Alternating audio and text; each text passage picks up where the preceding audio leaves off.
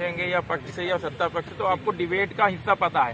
कांग्रेस का कोई भी सदस्य खड़ा होगा तो यही बोलेगा कि भाई अनुपयोगी है, बेकार है, खराब है।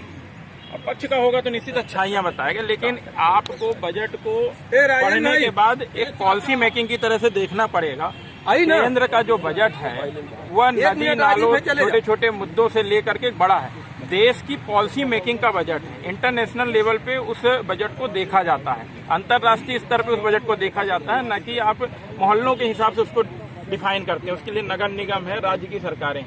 आप देश को विश्व स्तर तक ले जाकर के किस दिशा में ले जाना चाहते हैं उसको देखा जाता है। हमारे यहाँ जितनी भी चर्चाएं हुई वो लोकल समस्याओं पे हुई, देश के बजट पे नहीं हुई। देश का बजट है कि हम विश्व स्तर पे जो अपने कदम बढ़ाना चाहते हैं वो हम कौन से रिफॉर्म करते हैं। देश की जो इंडस्ट्री है, चाहे आप प्राइवेट सेक्टर देखेंगे या गवर्नमेंट सेक्टर देखेंगे या आप रूरल ग्रामीण क्षेत्र देखेंगे, तीनों क्षेत्रों में हम जो विश्व स्तर पे अपने पायदान आगे बढ़ाना चाहते हैं उसमें हमारी क्या तुलना है, क्या समानता है, किस तरह से हम बढ़ रहे हैं। तो आप देखेंगे कि जो रिफॉर्म आए हैं पूरे बजट में, चाहे छोटे छोटे होंगे, वो आपको 5% कहीं दिख रहा होगा, कहीं 0.3% दिख रहा होगा, कहीं 2% दिख रहा होगा, लेकिन जब उसको लार्ज स्केल पे देखेंगे तो एक बड़ा परिवर्तन दिखता है। तो आपको ये कहना पड़ेगा कि रिफॉर्म आए हैं। हमने देखा कि पिछले अपने कार्यकाल में 2 बड़े रिफॉर्म आए थे, एक जीएसटी था, उससे पहले नोटबंदी। इन दोनों के कारण आपको पता है कि जब 2 बड़ी सर्जरियां होती है तो उसके बाद आपको डाउनफॉल आता है। आप देखते हैं कि उसमें थोड़ा सा गिरावट आती है, और ये पहले से पता था। सारे अर्थशास्त्री जानते थे कि नोटबंदी होगी, थोड़ा सा अर्थव्यवस्था नीचे आएगी, जीएसटी आएगी, लेकिन जीएसटी लाना था। कांग्रेस की सरकार जीएसटी क्यों नहीं ला रही थी? अपने ही राज्य सरकारों को कभी एकमत कर नहीं पाई। जीएसटी में ये कांग्रेस का फेलियर था।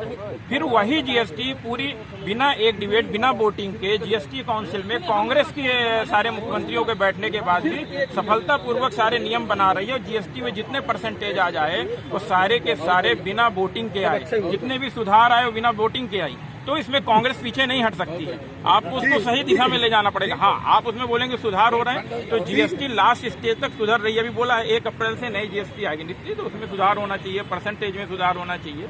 लेकिन आपको देखना पड़ेगा कि रिफॉर्म हुए हैं। कुछ सेक्टर ऐसे हैं जिनको आप डायरेक्ट बेनिफिट में नहीं दे सकते हैं। आप एकदम से किसी को प्रॉफिटेबल नहीं कर सकते हैं। किसानों की जहाँ तक बात है, राजेंद्र जी से बात किसानों की कहूँगा, किसानों की जहाँ तक बात है, किसानों की स्थिति आज की नहीं है। शायद नेहरू जी से शुरू होकर के आप राजीव गांधी तक आएंगे तो किसानों की वही स्थिति है। तो क्या किसानों को हर बार कर्ज दे करके आप उनको लाभ दे सकते हो? ये कभी नहीं हो सकता। आप कर्ज दे के तत्कालिक अब जरूरत होती है तो कहते हैं ना आईसीयू में एडमिट करना, तो आप राहत दीजिए। लेकिन अब देश की अर्थव्यवस्था जिससे जीडीपी मेंटेन होती है, आप सिर्फ लोन और कर्ज माफ करके नहीं कर सकते हो। आपको रिफॉर्म लाने पड़ेंगे, आपको सक्षम बनाना पड़ेगा। इसलिए 20 लाख किसान परिवारों को सोलर पंप देने के लिए, अभी सोलर पंप का मजाक उड़ा के चल दिया हमारे बड़े भैया, लेकिन सोलर पंप जब मिलेगा, जहां अभी बिजली नहीं है या लाइनें या खंभे नहीं है, वहां पर भी किसान अपने खेत को पानी दे पाएगा, उनकी बंजर जमीनों में आज खेती हो पाएगी। उसके लिए है 20 लाख किसान यदि अपनी एक खेती को सफलतापूर्वक नो प्रॉफिट नो लॉस में भी गया तो कम से कम वो जीवन उपयोगी काम कर पाएगा। आपको हर चीज में मजाक नहीं करना है। ये देश का बजट है। आप खड़े होकर के नगर निगम के बजट की तरह यदि चर्चा करेंगे तो देश के बजट को समझना मुश्किल है। मेरा इतना ही कहना है। सकारात्मक देखिए, कहीं कमियां हैं तो आप सुझाव दीजिए। विपक्ष का काम सिर्फ आप ना करके नहीं चल सकते। ठीक, हाँ कुमार के